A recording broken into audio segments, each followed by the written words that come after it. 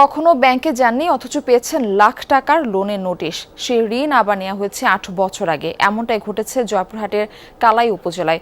অভিযোগ উঠেছে স্থানীয় দালালের মাধ্যমে মানুষের এনআইডি ও প্রয়োজনীয় কাগজ জোগাড় করতেন অগ্রণী ব্যাংকের তৎকালীন শাখা ব্যবস্থাপক নুরুল ইসলাম। এরপর তাদের নামে ভুয়া ঋণ উত্তোলন করে আত্মসাৎ করেছেন বিপুল পরিমাণ অর্থ। এর মধ্যে অভিযোগের সত্যতা পাওয়ায় নুরুল ইসলামের পেনশনের টাকা কেটে রেখেছে ব্যাংক কর্তৃপক্ষ।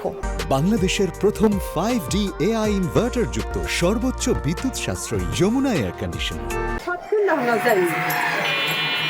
জয়পুরহাটের কালাই উপজেলার আওড়া গ্রামের বাসিন্দা পুতুল চন্দ্র ভ্যান চালিয়ে পরিবারের সদস্যদের জন্য দুমুঠো খাবার জোগাড় করেন। কখনো ব্যাংকের চৌকাঠ না পেরোনো এই পুতুল চন্দ্র হুট করে একদিন পান ব্যাংক লোনের নোটিশ। 2018 সালে স্থানীয় এক দালালের ঋণের প্রস্তাবে ভোটার আইডি সহ প্রয়োজনীয় কাগজ দিয়েছিলেন পুতুল চন্দ্র। পরবর্তীতে লোন হবে না বলে জানায় সেই দালাল। 2025 সালের মার্চে অগ্রণী ব্যাংক থেকে নোটিশ আসে। কালাই শাখা থেকে পুতুলের নামে নেওয়া হয়েছে 50,000 টাকা ঋণ। সুদে আসলে যা প্রায় দ্বিগুণ হয়েছে। আমাদের গ্রামের ছামাদে একজন লোক এসে বলল, আমাদের গ্রামের, সে বলছে অগ্রণী ব্যাংকে লোন দিব।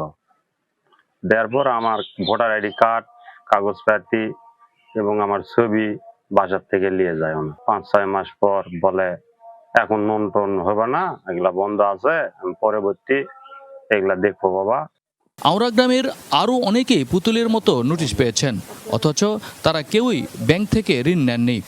আমরা সব কাগজ সাইন দিলাম, দিয়ে তারপর আমাদের করছে যে 2 দিন পর তোমাদের ঋণ ফাইলান হয়ে যাবে, আসে চেক দিয়ে কাগজ নিয়ে যাবা। আমরা গেলাম, যা দেখে আমাদের ঋণ হয়নি। 1 বছর পর দেখেছি আমাদের সবাই নোটিশ লোন হচ্ছে। তা আমরা তো টাকা একটাও লেনি, 3 বাপ বেটার একটাও টাকা লেনি।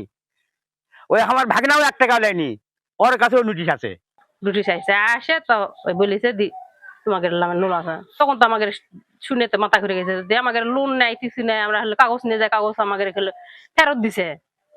ফেরত দেয় সেই কাগজ নিয়ে যায়, আবার কিভাবে লোন করলো কি করলো। ব্যাংকের ঊর্ধ্বতন কর্মকর্তারা জানান, যে সময়ে ঋণগুলো দেয়া হয়েছিল তখন কালাই শাখার দায়িত্বে ছিলেন ব্যবস্থাপক নুরুল ইসলাম। অভ্যন্তরীণ নিরীক্ষায় তার বিরুদ্ধে 53 জনের নামে ভুয়া ঋণ নেয়ার বিষয়টি নিশ্চিত হয়েছে ব্যাংক কর্তৃপক্ষ। অভিযুক্ত শাখা ব্যবস্থাপকের পেনশনের টাকা কেটে ঋণের টাকার সমন্বয়ের কাজও চলমান।